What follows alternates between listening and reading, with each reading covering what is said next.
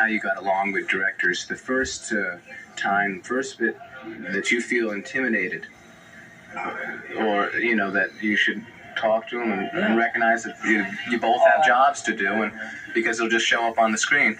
If you're saying, am I intimidated, or when any player is intimidated by a director, yeah, you must. I think you do yourself a disservice to keep it to yourself or keep it from. It shows up on screen. Would you agree with that? Sure.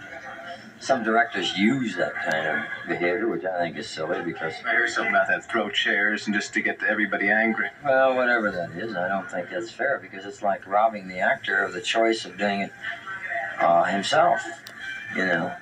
Firing guns over their heads to get a reaction. I mean, I think that's a lot of crap, It's like saying the actor isn't good enough to do it and make us believe it's happening for the first time or make us believe it's happening, period.